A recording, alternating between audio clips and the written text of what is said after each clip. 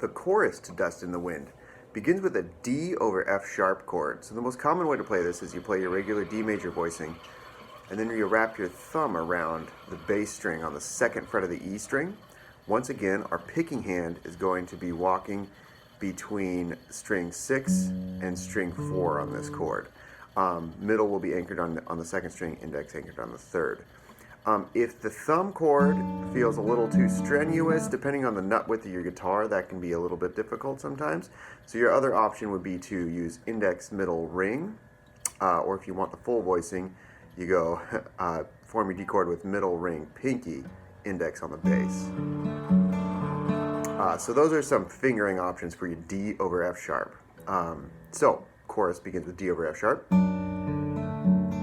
goes to an open G chord, to an A minor. Now this is A minor with a G in the bass, so I lift my pinky up to grab the third fret of the low E string. You can hear that bass line push back towards our D over F sharp chord, back to a G chord. At the end of chorus 1, we get this A minor, but it has a hammer on. So we pinch like we normally do with our picking pattern, but we basically start with an A2, 1. On the and of 1, our index finger hammers on to make it a normal A minor. So it gets this 2 and. So that beginning motion of that measure is 1 and 2 and. So your right hand's doing exactly the same thing. It's your left hand that accomplishes an A2 hammering to an A minor.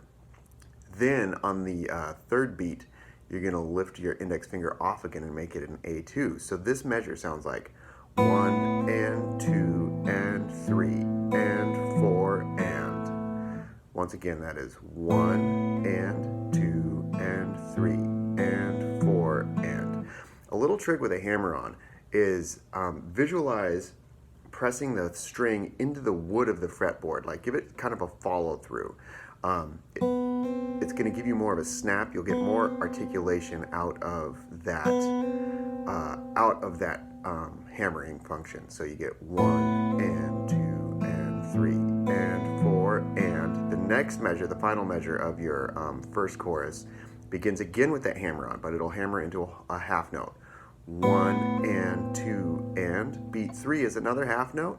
It's going to be a G over B chord, 3 and 4 and we would return to a verse progression for verse 2.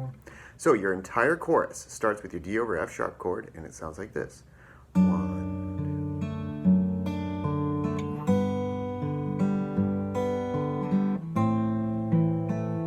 A minor with a G in the bass.